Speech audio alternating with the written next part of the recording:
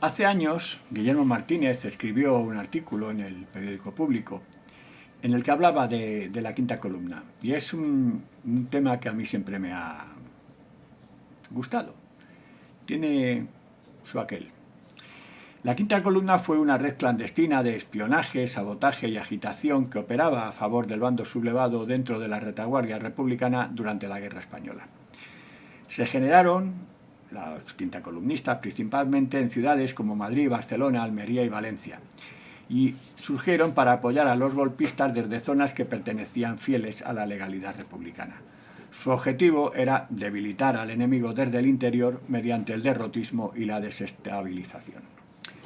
El origen de este término se remonta a octubre de 1936, durante el asedio de Madrid, cuando el general rebelde Emilio Mola afirmó en una emisión de radio que cuando le preguntaron que con cuál de las 4 columnas iba a atacar Madrid, él contestó que una quinta columna oculta en la ciudad se levantaría en el momento oportuno para tomar el control desde dentro de la ciudad y que Madrid cayera. Sin saberlo, acuñó algo así que todo el mundo sabía que sobrevolaba en el aire, ¿no?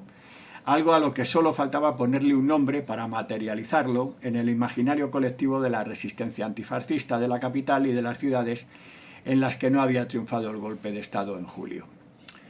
Aquellas declaraciones de Mola crearon un fuerte clima de espiofobia, de crisis colectiva en el ambiente que tuvo inmediatas consecuencias, pues favoreció que los milicianos se tomaran la justicia por su mano, las checas, al pensar que existía un ejército clandestino entre sus filas. De todas formas, es difícil precisar cuántas personas formaban parte de esa quinta columna, aunque el historiador Carlos Píriz la cifra en miles y las ubica como un fenómeno eminentemente urbano, ya que en la ciudad, donde se difuminan las identidades, siempre ha sido más fácil aparentar lo que no se es. Desde que nace ese concepto, como hemos dicho en octubre del 36, la gente de a pie crea un marco interpretativo y visual que ya no solo está patente en el discurso hablado. La cartelería bélica, las caricaturas también ayudaron a ello. Ese lenguaje visual tan grande genera una psicosis colectiva que deriva en el uso de la violencia al legitimar esa caza al espía. Píriz, que ha estudiado los principales diarios de la retaguardia republicana, ha podido demostrar que justo las ocasiones en las que más aparece el término quinta columna coinciden con aquellos momentos en los que al gobierno republicano le interesaba que tuviera presente a ese enemigo interno. La comunicación entre el interior y el exterior es clave, es el fin último del espionaje quinta columnista. Los aspectos clave de esta red de quinta columnistas eran sus propios componentes y simpatizantes. Falangistas, monárquicos, militares retirados y simpatizantes de derechas que habían quedado atrapados en territorio republicano tras el golpe de Estado. Sus principales actividades: el espionaje de movimientos de tropas, el sabotaje en fábricas de armamento, ocultamiento de personas buscadas, organización de fugas al bando franquista y la difusión de bulos para sembrar el pánico y el derrotismo, tan presente como hoy en día. El quintacolumnismo es otra forma de resistencia, pero con una finalidad y utilidad bélica. Lo hacían de mil maneras, desde a pie, pasando la frontera a través de enlaces o mediante valijas diplomáticas, porque no hay que olvidar que había muchos personajes del cuerpo diplomático colaborando con los sublevados. Hay muchos ejemplos de esos sabotajes y de esas falsas noticias, ¿no? Los sucesos de mayo del 37 en Barcelona no solo fueron azuzados por las distintas corrientes antifascistas, sino también por agentes provocadores. La explosión de la madrileña calle Torrijos el 10 de enero del 38, que produjo un socavón y más de un centenar de muertos, fue un sabotaje fascista. Los brutales bombardeos de marzo de ese mismo año en Barcelona no tiraron sus bombas al azar, sino que los objetivos estaban ya marcados y predeterminados desde el propio interior de la ciudad. Cualquier clima de inestabilidad interna en el lado republicano favorecía a los insurgentes. El Estado, por tanto, se vio obligado a reforzar sus cuerpos de seguridad, de orden público y de investigación. Los milicianos son los primeros en crear unas fuerzas de investigación, pero después se centralizan a nivel gubernamental. Así lo demuestra el Departamento Especial de Información del Estado primero, y el Servicio de Investigación Militar después. Por el contrario, los sublevados también hacían su trabajo en este terreno mediante el Servicio de Información.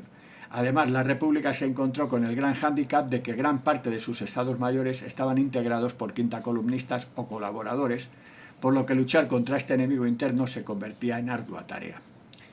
Los detenidos por colaborar con el bando sublevado en zona republicana eran llevados a prisión para después ser procesados. Algunos se salvaban al poder aportar avales o porque encontraban el beneficio de una judicatura también quintacolumnista, como hoy. A otros, los que menos suerte tenían, se les condenaba a muerte. Hay que diferenciar entre el impacto real y el mito. Aunque su importancia histórica y militar ha sido objeto de debate, recientes investigaciones como la tesis doctoral que hemos nombrado antes de Carlos Píriz González demuestran que fue un arma revolucionaria y activa de inteligencia especialmente relevante en Madrid y Cataluña. La intensidad de sus acciones dio lugar al uso generalizado del concepto quintacolumnista, utilizado hoy en día para definir a cualquier persona que ayuda a los intereses de un grupo enemigo actuando de forma secreta desde su propio grupo. En un momento dado, hay una serie de militares y políticos republicanos que comienzan a ver difícil ganar la guerra, así que por diferentes motivos, bien para salvar el pellejo o por verdadera convicción política, comienzan a colaborar con esa quinta columna de manera más o menos abierta. Tampoco es que la mayoría de ellos lo hiciera de motu propio, sino que desde la propia quinta columna tenían una firme convicción de captar gente del enemigo para sus filas. Es por esto por lo que se llegó a acusar de quintacolumnistas a Segismundo Casado, Julián Besteiro, Vicente Rojo, Indalecio Prieto, Manuel Santayana e incluso a Cipriano Mera. Por un lado, promovían la estrategia de la implosión, esto es, hacer todo lo posible para dividir al Banco Republicano internamente. Pero el Servicio de Información Militar también llevó a cabo lo que denominó ofensivas personales, es decir, captar a personajes con responsabilidades políticas o militares teniendo en cuenta sus propias cuestiones morales y éticas. Así que la quinta columna puso su granito de arena para la victoria de los sublevados, y además muchos de los comerciantes de armas de aquel momento eran filonazis con bases en Alemania, así que cuando la carga con destino a la República era significativa, les daban un chivatazo y algún barco que otro terminó llegando a la parte sublevada. Este granito de arena que formó de la parte de la pesada roca que aplastó a la España republicana durante 4 décadas después, también se internacionalizó. El concepto quinta columna traspasó las fronteras y estuvo muy presente en el contacto de la Segunda Guerra Mundial y en la Guerra Fría. El concepto acuñado durante la Guerra Española se sigue reproduciendo en la actualidad. Os leo en comentarios.